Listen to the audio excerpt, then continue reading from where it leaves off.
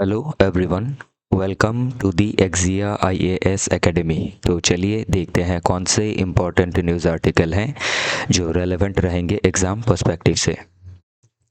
Admission open है, आप हमारे फाउंडेशनल कोर्स से जुड़ सकते हैं जिसमें हम आपको कम्प्रिहेंसिव कवरेज प्रोवाइड करेंगे पूरे सिलेबस का। उसी हिसाब से स्टडी मटेरियल दिया जाएगा। रेगुलर टेस्ट कंडक्ट कराई जाएंगी before pre and mains. Weekly test रहेगा और आपको इमीडिएट असेसमेंट भी मिल जाएगा। जो भी गाइडेंस रहेगा एक्सपर्ट एंड एक्सपीरियंस्ड फैकल्टी के द्वारा ही दिया जाएगा जिनको फर्स्ट हैंड एक्सपीरियंस है of pre mains and interview.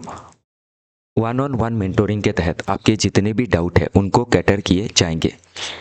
In house library facility भी अवेलेबल है जिससे जुड़ के आप अपने प्रिपरेशन को और बेटर बना सकते हैं।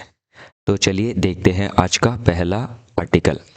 तो आज का पहला आर्टिकल है India finalising first anti terror policy. तो एंटी टेरर जब जो आपकी टेररिज्म के जो भी घटनाएं होती रहती है उसको प्रिवेंट करने के लिए एंटी टेरर पॉलिसी बनाई जा रही है by ministry of home affairs.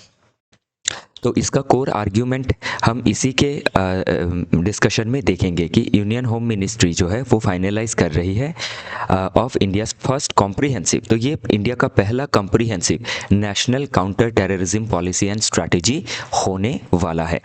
तो इसमें क्या है, मूव किया जा रहा है beyond ad hoc legal framework. तो एड हॉक लीगल फ्रेमवर्क क्या होता है, टेम्परेरी फ्रेमवर्क या फिर आपके जो बहुत ज़्यादा व्यवस्थित नहीं होता है, जो फॉर द टाइम बिंग होता है।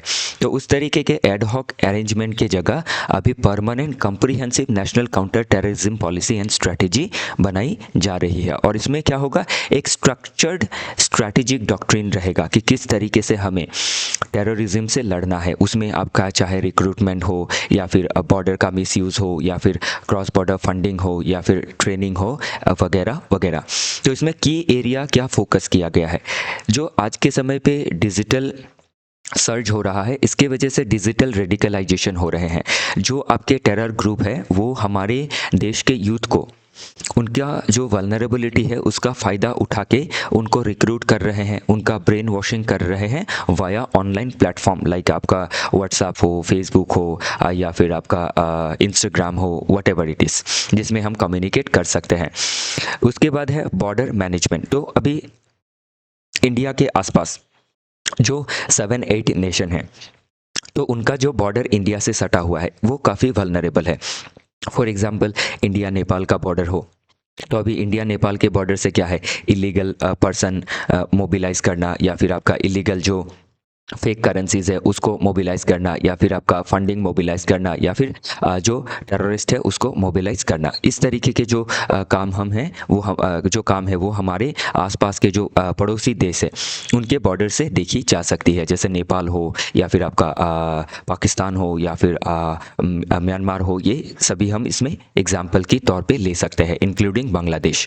तो जो क्रॉस बॉर्डर इन्फिल्ट्रेशन करते हैं तो फंडिंग एंड सपोर्ट का जो नेटवर्क है उसको तोड़ना है। तो जो फंडिंग है, cracking down on foreign funded conversion rackets. तो क्या होता है, डिफरेंट जो नेशन है जो एंटी इंडिया स्टांस रखती है वो क्या करती है, स्टेट कभी स्पॉन्सर कर देती है या फिर जो वहाँ जो भी ग्रुप बसी हुई है टेररिस्ट ग्रुप वो क्या करती है, फंडिंग करती है। और फंडिंग क्या है, सबसे बड़ा एलिमेंट है टेररिज्म में कि पैसे अगर नहीं आएंगे तो कैसे टेररिज्म फैलेगा।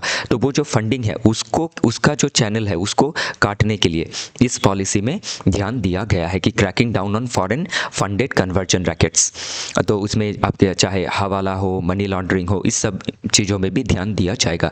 टेक्नोलॉजिकल थ्रेट अगर देखें तो जो आधार का स्पूफिंग होता है एंड आइडेंटिटी थेफ्ट होती है, तो आधार स्पूफिंग में जो आधार का डुप्लीकेशन किया जाता है आइडेंटिटी बना के कि इंडियन है, और उस तरीके से क्या होता है इंडिया में आके बच जाते हैं और टेररिज्म का प्लानिंग करते हैं, टेररिस्ट एक्टिविटी के प्लान करते हैं अगेंस्ट इंडिया।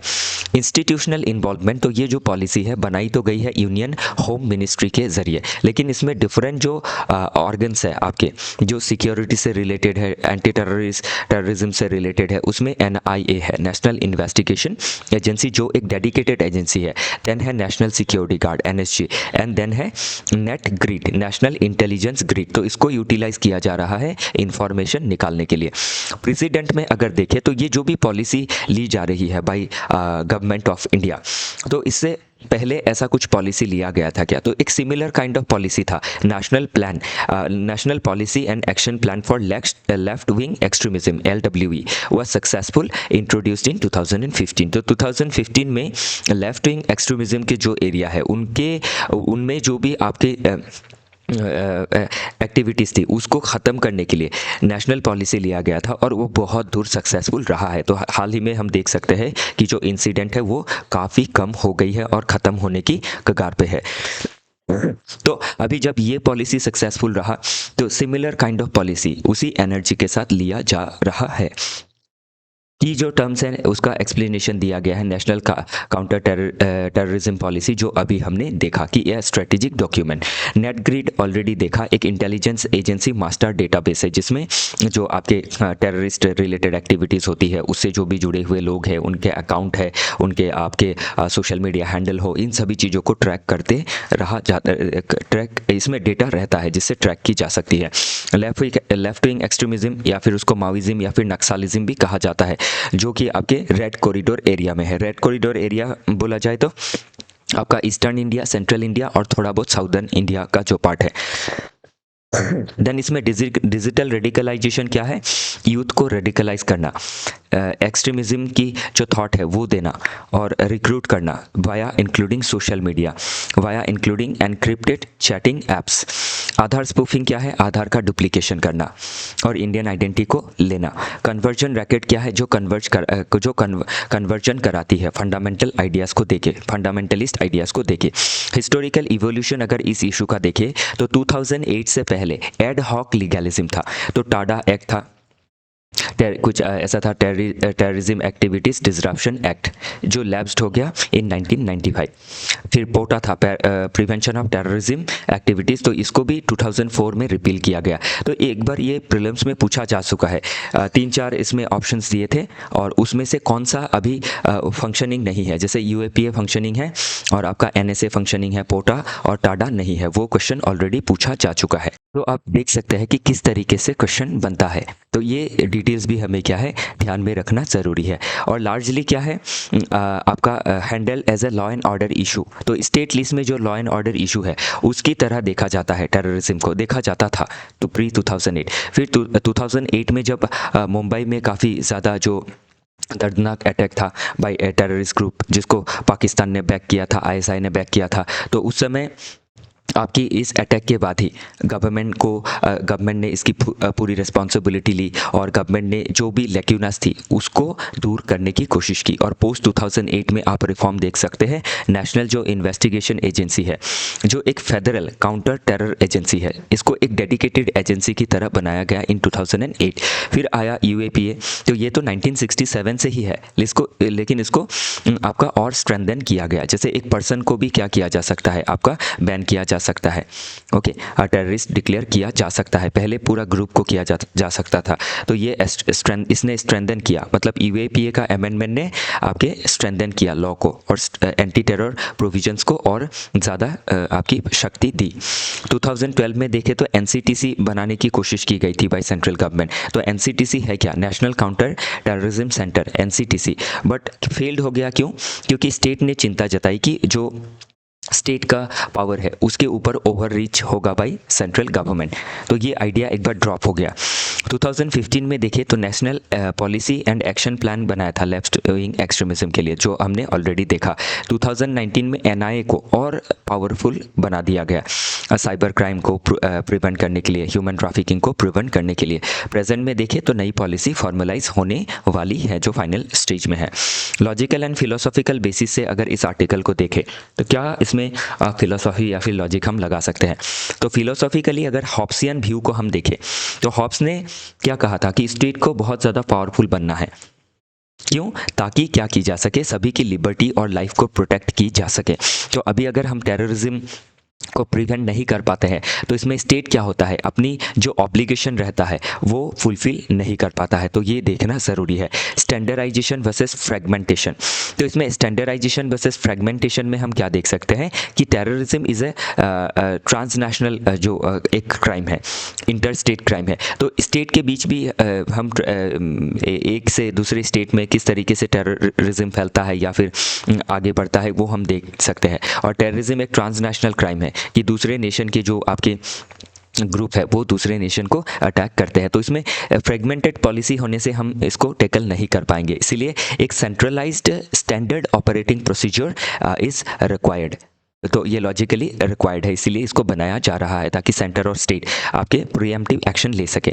तो प्रीएम्प्टिव ओवर रिएक्शन, तो रिएक्शन जब हम देते हैं तो उस तब तक बहुत सारा नुकसान हो चुका होता है, हमारा जो जान माल की हानि है वो हो चुकी होती है। तो इसीलिए प्रीएम्प्टिव हमें एक्शन लेना है। Inclusion of digital radicalisation conversion network जो है, तो इसको हमें ख़त्म करना होगा, तभी हम क्या कर सकते हैं, अटैक करने से पहले ही उनको पनिश कर सकते हैं और प्रिवेंट कर सकते हैं।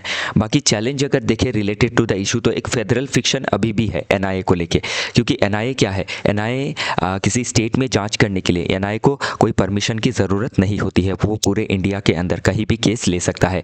फिर जो टर्म है रेडिकलाइजेशन क्या होगा, कन्वर्जन नेटवर्क्स क्या होंगे, इनको बेटर डिफाइन करना ज़रूरी है, नहीं तो इसको लेके एक चैलेंज रहेगा और किसी एक पर्टिकुलर कम्युनिटी को टारगेट किया जा सकता है जो नहीं होना चाहिए।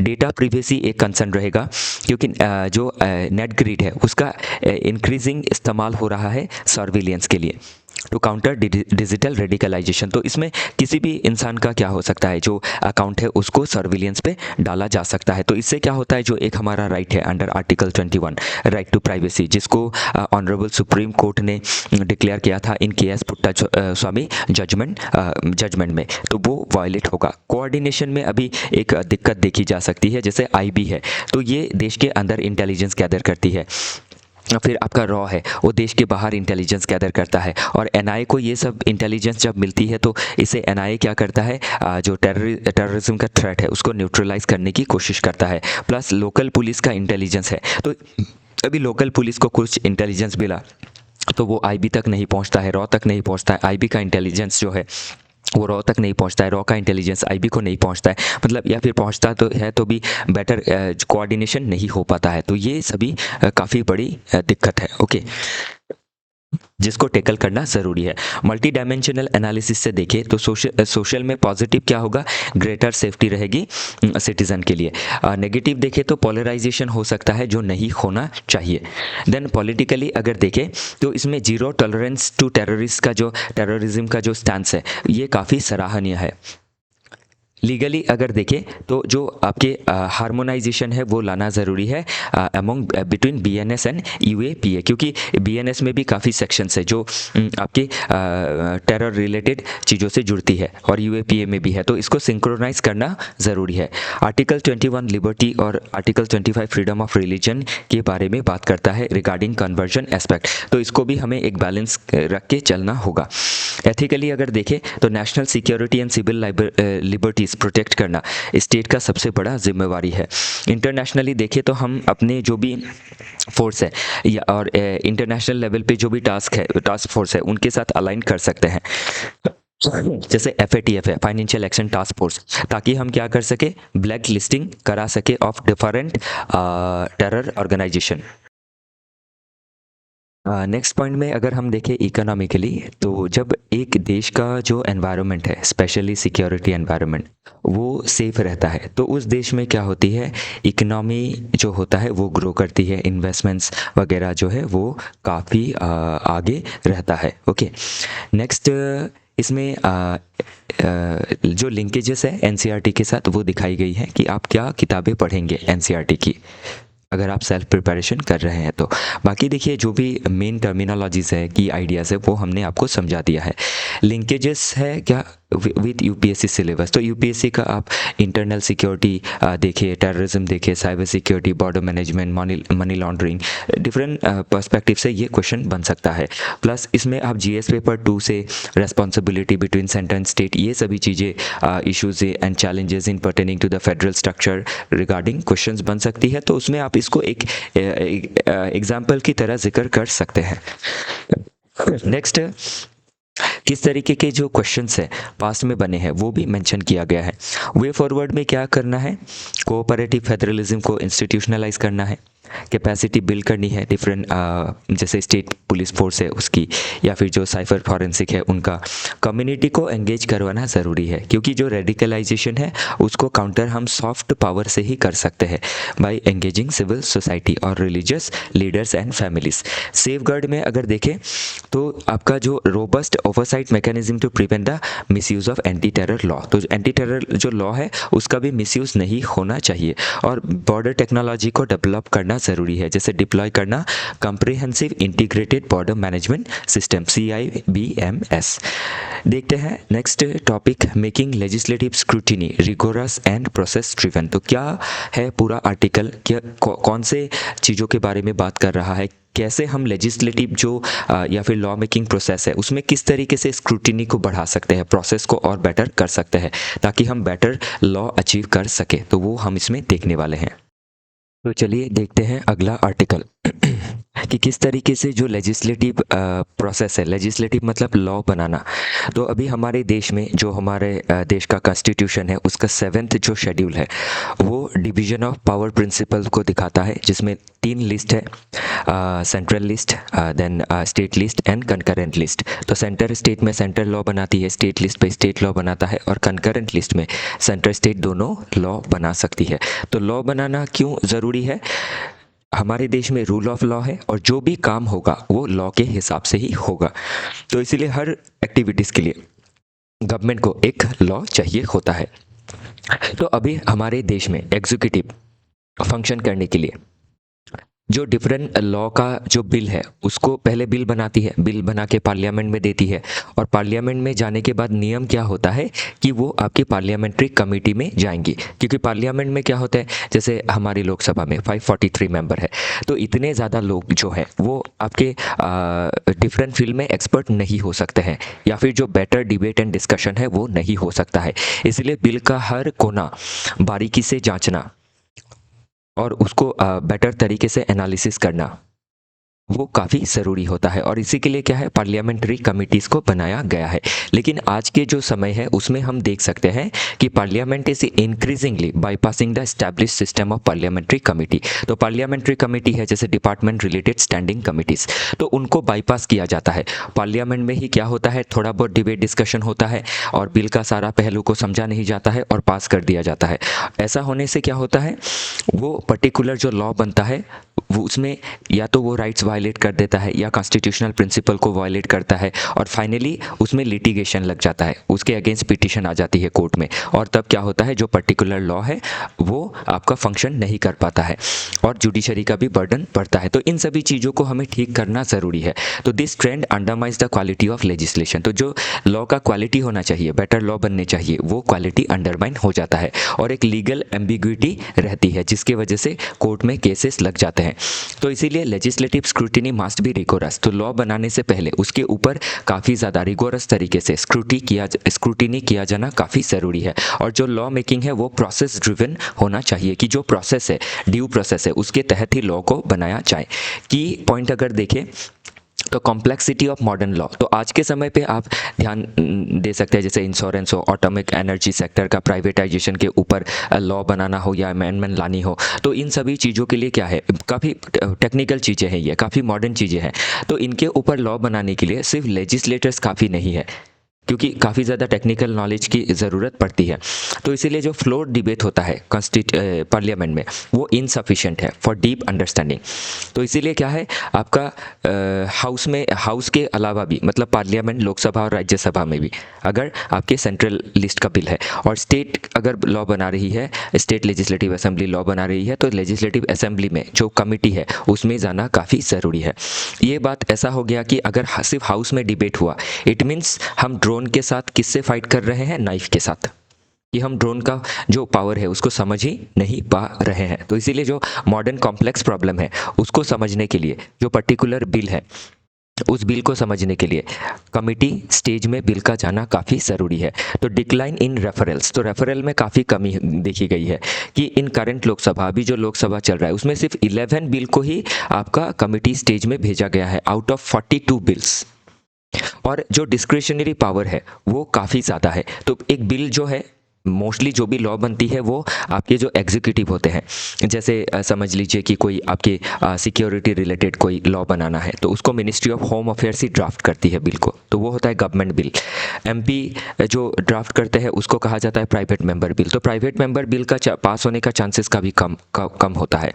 तो अभी जो बिल मिनिस्ट्री के द्वारा बनाया गया है तो वो बिल पार्लियामेंट में जब आएगा उसके बाद वो कमिटी स्टेज में जाएगा कि नहीं जाएगा उसको डिसाइड कौन करता है? मिनिस्टर और प्रिजाइडिंग ऑफिसर, जबकि दोनों क्या है? आपके रूलिंग पार्टी से ही है। तो इसमें कॉन्फ्लिक्ट ऑफ इंटरेस्ट हम देख सकते हैं, क्योंकि वो रेफर नहीं करेंगे बिल को, जल्दी पास करवाना चाहेंगे, एग्जीक्यूटिव का जो पावर है उसको इन्हांस कर लेंगे। तो इसीलिए ज़रूरी है कि कमिटी स्टेज में भेजा जाए, लेकिन भेजा नहीं जाता है। Often use to bypass scrutiny to ensure speedy passage. फिर अगर देखें टू पाथ प्रॉब्लम, क्या टू पाथ प्रॉब्लम है? Conflict between select and joint committee. तो select and joint committee temporary committees होती है, ये परमानेंट कमिटीज़ नहीं होती है। जो परमानेंट कमिटीज़ होती है उनको हम DRCS कहते हैं, डिपार्टमेंट रिलेटेड स्टैंडिंग कमिटीज़, जो परमानेंट एंड स्पेशलाइज होती है, लेकिन इनको बाईपास किया जाता है। नेक्स्ट, इसमें कॉन्सिक्वेंसेस ऑफ हेस्टी लेजिस्लेशन क्या हो सकता है? तो CJI NV रमन्ना जी ने ऑब्जर्व किया था कि हेस्टी लॉ जब हम बनाते हैं तो इसमें गैप रह जाती है, एम्बिग्विटी रह जाती है, और इससे क्या होता है? कोर्ट का बर्डन बढ़ता है, लिटिगेशन बढ़ती है, पब्लिक को भी इनकन्वीनियंस होता है, और जो बेटर लॉ के ज़रिए हम जो अपॉर्चुनिटी ले सकते थे वो लॉस्ट हो जाती है। नेक्स्ट, जो की टर्मिनोलॉजीज है ऑलरेडी एक्सप्लेन किया है इसी आर्टिकल के अंदर, तो इसको एक बार आप देख लीजिएगा। बाकी नेक्स्ट हम इसमें हिस्टोरिकल इवोल्यूशन देखते हैं। प्री इंडिपेंडेंस एरा में अगर देखें 1850 टू 1990 के बीच में, तो जो कमिटी है वो उसका रूट हम 1850s में देख सकते हैं। फर्स्ट पार्लियामेंट्री स्टैंडिंग कमिटी बना था स्पेशली लॉ के ऊपर बेटर डिस्कशन के लिए। 1990 में मॉन्टेगू स्लिमस्पॉट रिफॉर्म जब आया तो उसमें भी कमिटी को और स्ट्रेंथन किया गया कि कमिटी में या फिर रूम में जो स्पेशलाइज पर्सन है वही लॉ बनाएंगे। तब तो ये इसीलिए किया गया था ताकि आपकी बैकडोर से क्या बनाई जा सके, लॉ बनाई जा सके, और पब्लिक अकाउंटेबिलिटी से या फिर जो आपके हमारे देश के जो आपके लेजिस्लेटर्स हैं उनके क्वेश्चन से बचा जा सके। पोस्ट इंडिपेंडेंस में क्या हुआ? जब नेहरूवियन एरा था तो PM जवाहरलाल नेहरू जी ने खुद भी इसके रिस्पॉन्सिबिलिटी को कम फील किया था कि कमिटी इनकम्पिटेबल है, क्योंकि हमने रेस्पॉन्सिबल गवर्नमेंट बनाया है, तो इसीलिए जो बिल है वो पार्लियामेंट में ही डिस्कस होगी। और उन्होंने एड हॉक कमेटी का व्यवस्था किया था अगर लॉ ज़्यादा कॉम्प्लिकेटेड है तो। लेकिन 1993 में रिफॉर्म आया और एडॉप्शन किया गया आपके डिपार्टमेंट रिलेटेड स्टैंडिंग कमेटी को लेके। तो डिफरेंट डिपार्टमेंट के लिए स्टैंडिंग कमेटी बना दी गई और प्रपोज किया गया बाय KR नारायण जी। तो उन्होंने क्या कहा था कि जब डिपार्टमेंट रिलेटेड स्टैंडिंग कमेटी होती है, क्योंकि DRCS में क्या होता है, गवर्नमेंट के पसंद नहीं रहते, मिनिस्टर्स इसमें नहीं रहते हैं, MPs रहते हैं और एक्सपर्ट्स रहते हैं, तो उससे क्या है, इवन इसमें रूलिंग पार्टी अपोजिशन पार्टी दोनों के मेंबर रहते हैं, तो इससे जो कन्फ्लिक्ट ऑफ इंटरेस्ट है वो आपका चेक किया जा सकता है। लॉजिकल एंड फिलोसॉफिकल एंगल अगर देखें तो कॉम्प्लेक्सिटी आर्ग्यूमेंट है कि लॉ बनाना अपने आप में एक स्पेशलाइज फंक्शन है जिसमें काफ़ी ज़्यादा नॉलेज चाहिए होता है। तो इसीलिए क्या है, जो कमिटी स्टेज है उसमें जाना ज़रूरी है। जैसे आज के समय पे finance, digital regulation, energy, public health, इन सभी मुद्दों को, इनका जो भी आपका टेक्निकल पॉइंट है वो आपके एक जो कॉमन MP है वो नहीं समझ पाएंगे। एरर कॉस्ट आर्ग्यूमेंट, तो इसमें हाई डाउनस्ट्रीम कॉस्ट है। तो अभी ध्यान रखिएगा कि सिर्फ पार्लियामेंट ने पास कर दिया, कोई डिस्कशन नहीं हुआ, उसमें जो लूप होल्स थी वो वैसे की वैसी रह गई, लॉ बन गई। तो उससे क्या होगा, आपकी बाद में उस लॉ को लेके लिटिगेशन होगा, केस चलते रहेगा, तो उससे क्या होगा, आपकी जो गुड गवर्नेंस है वो मिस हो जाएंगी। डेमोक्रेटिक थ्योरी फाउंडेशन देखे तो जो एक डेलिबरेशन होना चाहिए लॉ बनने में, रीज़न होना चाहिए, स्क्रूटिनी होनी चाहिए, वो कम हो जाती है अगर पार्लियामेंट्री कमेटी में नहीं जाता है। तो कॉन्स्टिट्यूशनलिज्म और रूल ऑफ लॉ की पर्सपेक्टिव से देखें तो clear, predictable and right consistent law बनाना ज़रूरी है। चेक्स एंड बैलेंस में अगर देखें तो आपका पार्लियामेंट्री कमेटी क्या करती है, चेक करती है एक पर्टिकुलर लॉ को जिसमें अपोजिशन पार्टी के मेंबर भी रहते हैं। तो इससे क्या होता है, आपकी लॉ बेटर बनती है। और पार्लियामेंट्री कमेटी के अंदर जब डिस्कशन होता है तो पार्टी डिसिप्लिन को बहुत ज़्यादा मानना ज़रूरी नहीं होता है, एक क्लोज डोर डिस्कशन हो सकता है। जो अपोजिशन पार्टी के लीडर है वो आपके समझ लीजिए ऑन स्क्रीन वो आपके बिल को तारीफ नहीं कर सकते हैं अगर अच्छा भी हुआ, लेकिन ऑफ स्क्रीन वो उनको उस बिल को सपोर्ट कर सकते हैं। ओके, नेक्स्ट है इपिस्टेमिक मतलब नॉलेज क्लेम, कि आपका जो कमिटी होती है उसमें नॉलेज रहता है, नॉलेजेबल पर्सन्स रहते हैं, एक्सपर्ट रहते हैं, तो उससे क्या होता है, लॉ बेटर बनती है। चैलेंजेस अगर देखें तो पॉलिटिकल एंड बिहेवियरल चैलेंज में हम देख सकते हैं एग्जीक्यूटिव हमेशा प्रीफर करते हैं स्पीडी पासिंग को, majority dominance and party whip रहता है, तो इसके वजह से क्या होता है, आपकी बिल को पास नहीं, मतलब बिल को रूलिंग पार्टी के फेवर में पास कर लिया जाता है। और ओपोजिशन टैक्टिक्स क्या है, ओपोजिशन हमेशा बॉयकॉट करती है, सिलेक्टिव एंगेजमेंट करती है, तो इससे क्या होता है, रूलिंग पार्टी को एक अपॉर्चुनिटी मिल जाता है कि जब बॉयकॉट कर रहे हैं तो उसी समय क्या किया जाना चाहिए, बिल को पास कर लिया जाना चाहिए। नेक्स्ट पॉइंट में अगर देखें तो एक डिस्क्रिशनरी रेफरल देखा जाता है, मतलब गवर्नमेंट को जो बिल लगता है कि इसको रेफर करना है उसको रेफर करती है, जो लेस इंपॉर्टेंट बिल है, जो मोर इंपॉर्टेंट बिल है उसको फटाफट पास कर देती है, तो वो एक प्रॉब्लम देखा जाता है। देन शॉर्ट सेशन होता है पार्लियामेंट का, तो उस सेशन में ज़्यादा डिस्कशन नहीं हो पाती है, वो भी एक चैलेंज है, इसीलिए कमेटी में भेजना ज़रूरी है। फिर कैपेसिटी चैलेंज में अगर देखें तो कमेटी के अंदर भी क्या है, रिसर्च सपोर्ट की कमी है, डोमेन कैपेसिटी की कमी है, लिमिटेड एक्सपर्ट स्टाफ रहते हैं, तो ये एक इसमें प्रॉब्लम आप देख सकते हैं। फिर प्रोसेस एंड ट्रांसपेरेंसी का एक रिस्क देखा जाता है, कमिटी में बिकम ओवरली पॉलिटिकल, तो कमिटी भी क्या होती है, पॉलिटिकल कंसिडरेशन को देखती है, कमिटी में भी काफ़ी मेंबर्स का अटेंडेंस नहीं रहता है, जिससे डिस्कशन अच्छा नहीं हो पाता है। और इसमें अगर कमेटी में भेजते हैं तो ये भी एक देखना ज़रूरी है कि उनको टाइमलाइन कितना दिया जाएगा, अभी वैसा कोई खास टाइमलाइन नहीं है, तो इससे क्या है, आपका जो एक बॉटल नेक है, डिले है, वो हम देख सकते हैं। बाकी मल्टी डायमेंशनल एनालिसिस अगर देखें तो लॉ हमें क्यों ज़रूरी है, या फिर बेटर लॉ क्यों ज़रूरी है, ताकि वर्कर, फार्मर, एमएसएमई, कंज्यूमर सभी का राइट्स को हम प्रोटेक्ट कर सके, इम्प्रूव कर सके पार्टिसिपेटरी गवर्नेंस को। पॉलिटिकली देखें तो ज़रूरी है कि आपका पार्लियामेंट का जो स्ट्रेंथ है वो एग्जीक्यूटिव के साथ बराबर का होना चाहिए, जो बुलडोजिंग है ऑफ लॉ मेकिंग प्रोसेस उसको कम करना चाहिए।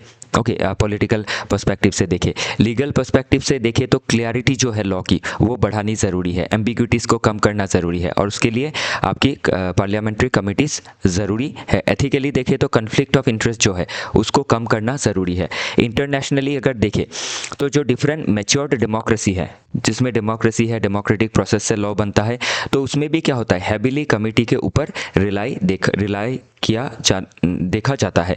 इकोनॉमी के लिए देखें तो क्लियर लॉज जब बनेंगे तभी इकोनॉमी में आपके इन्वेस्टमेंट आएंगी, एम्प्लॉयमेंट जनरेट होगा, चीज़ें प्रोड्यूस होंगी। बाकी क्या लिंकेजेस है वो इसमें दिखाया गया है। वे फॉरवर्ड में देखें तो क्या करना है, आपका डिफ़ॉल्ट रूल बनाना है कि डीआरसीज में जाएगा ही जाएगा, और टाइम बाउंड स्क्रूटिनी होनी चाहिए 30 to 60 days.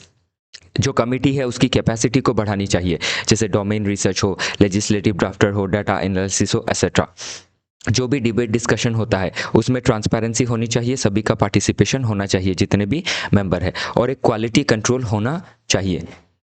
Mandatory regulatory legislative impact assessment होना चाहिए कि पर्टिकुलर बिल का क्या कॉस्ट रहेगा, क्या बेनिफिट होगा, तभी क्या है बेटर लॉ हम बना पाएंगे। तो इसीलिए क्या है, एक पॉलिटिकल विल का होना काफ़ी ज़रूरी है, ध्यान रखिएगा। इसी तरीके से जो बाकी आर्टिकल है उसको भी हमने इसमें इंक्लूड किया है with all the possible aspects, तो इन सभी चीज़ों को एक बार आप पढ़ लीजिएगा। ये सभी सेल्फ एक्सप्लेनेटरी है, 2 आर्टिकल में इसीलिए आपको समझाता हूँ ताकि आप पढ़ने का जो तरीका है वो समझ पाए। इसी के साथ आज का जो डिस्कशन है वो समाप्त होता है। हमारे साथ जुड़े रहने के लिए आप सभी का बहुत बहुत धन्यवाद।